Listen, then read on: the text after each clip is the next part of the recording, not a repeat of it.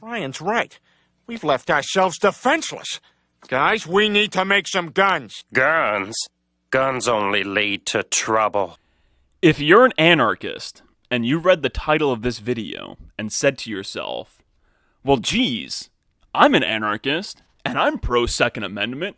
I love guns. Well then, I have some news for you. You're probably not an anarchist. You're probably just a useful idiot waiting to be instructed to hate guns. And then once those instructions come for you to hate guns, then you will begin to hate guns. And if you're not a useful idiot, then you could be a confidence man who's just pretending to be an anarchist because it's something that gets you views and allows you to sell your survival products. Or, if you're not this confidence man, and you're not this useful idiot, then you're probably working for some counterintelligence operation where you're just trying to further divide the community with mindless dead-end rabbit holes like anarchy, flat earth, there not being viruses, or whatever fucking mindless thing they're pumping into our community to divide it this week. But anyway, let me get on to the video. Let me prove to you why anarchists should hate guns. Okay, so the first reason why anarchists should really hate guns is because guns are tools that are misused. So let me explain this real quick. Okay, so government, which anarchists are against, government is simply a tool. Government is a tool that has been perverted and corrupted over a great many years. People tried to correct what government is supposed to be way back in the 1700s, around 1776, but that correction didn't last very long.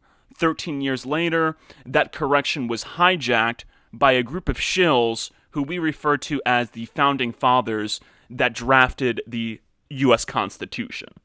So government is a tool. So just like guns are tools meant to be used for self-defense, hunting, and the defense of one's country, and probably one or two other things, government is also a tool meant to be used for creating, implementing, and enforcing certain standards in a society. Leftists want to get rid of guns because they judge guns by the way psychopaths use them and not the way they were intended to be used. Anarchists want to get rid of governments or rulers because they judge governments by the way psychopaths and sociopaths use government and not by the way that government was intended to be used.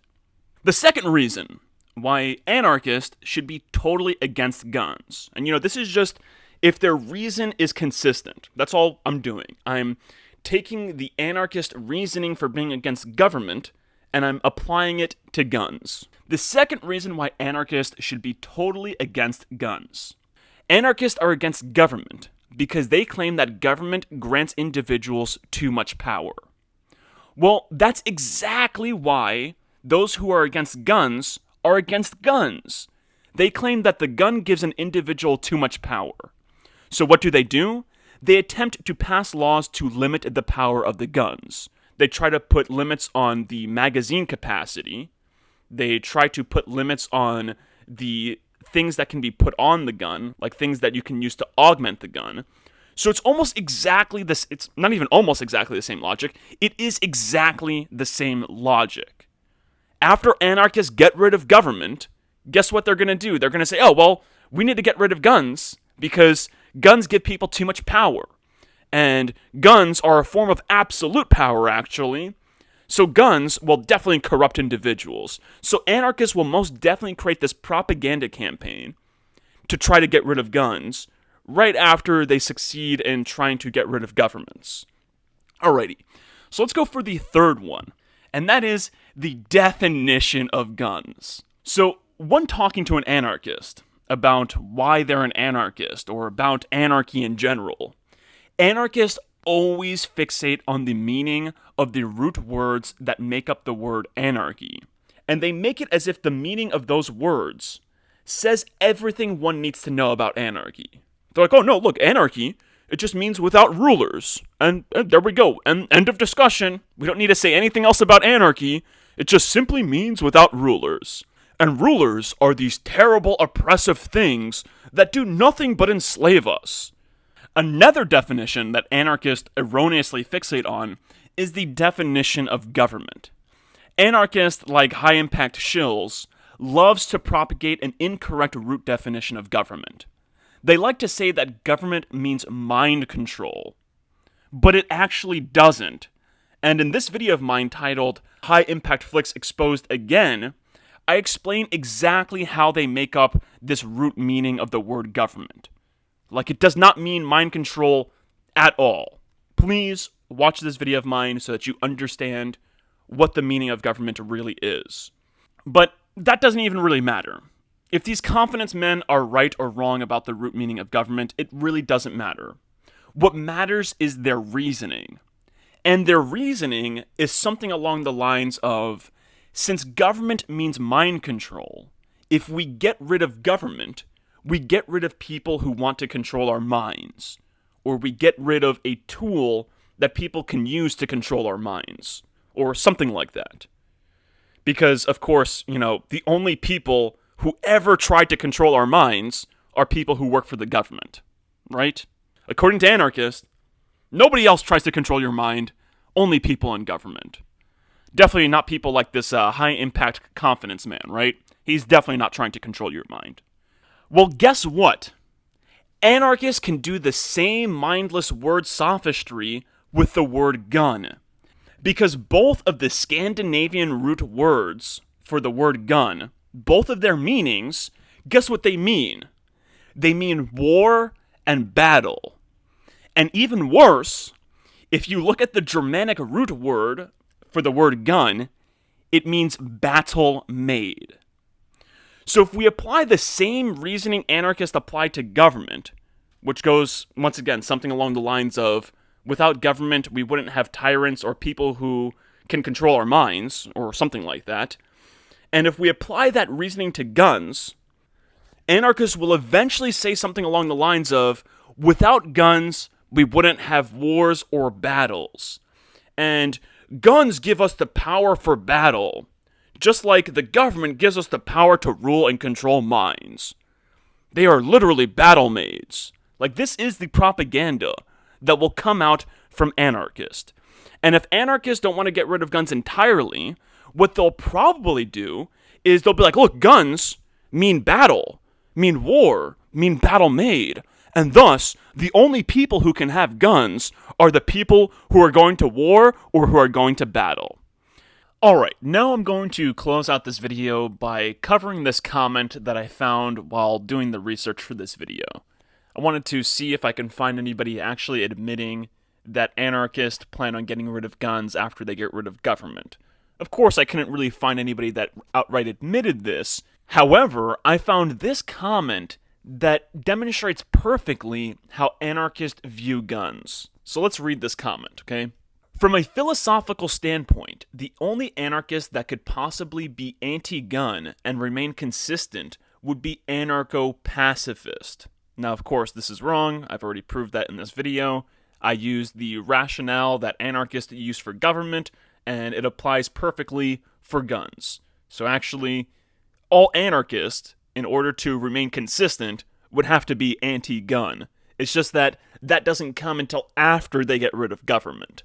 So anyway, for the rest of us, communities need a way to defend themselves. Now, this is something I'm going to be talking about in my next anarchy video, and that is that anarchists claim that they have no rulers or no government or anything like that. But it's actually not the case at all. I'm actually going to be looking at a real-life anarchy that existed historically, but I'll also just be pointing out the fact that anarchists actually believe in extreme democracies, but they believe that these extreme democracies should be communal-based, that they should only exist in small communities. And this is exactly what those who created the Soviet Union argued. Soviets are basically, small communes. They're small communities. So it's like a union of these small communities. So anarchists just believe in like small community governments that are basically direct democracies and basically nothing more than mob rule. And it's hilarious how anarchists never talk about this. They never talk about the tyranny of the mob that exists inside of anarchies. And it's funny too, because this is actually what Plato talked about. Plato had mentioned that democracies and anarchies are very closely related. But whatever, I digress, right? So the only way to do that is being armed. Oh yeah, to defend themselves. Okay, so I'll just start over for this paragraph. So for the rest of us, communities need a way to defend themselves. You notice here it doesn't say individuals. So communities need a way to defend themselves. The only way to do that is being armed. In an ideal anarchist society, guns would not be necessary, as there should be no reason for anyone to attack anyone else. You see, this tells us a lot about the mind of an anarchist. They perceive guns as an offensive tool, as a tool that's used to attack people and not to defend yourself. And what's hilarious, too, it's like, oh, what do you mean guns should be unnecessary? You know, guns help when protecting yourself against wild animals, too. In an ideal anarchist society, guns would not be necessary, as there should be no reason for anyone to attack anyone else. But until then, we can only advocate for people to own whatever they can get their hands on, using those arms responsibly, and only when they're both absolutely necessary and strategically advantageous. Now, this is another thing. Anarchists, they don't care about necessity, they don't care about principles.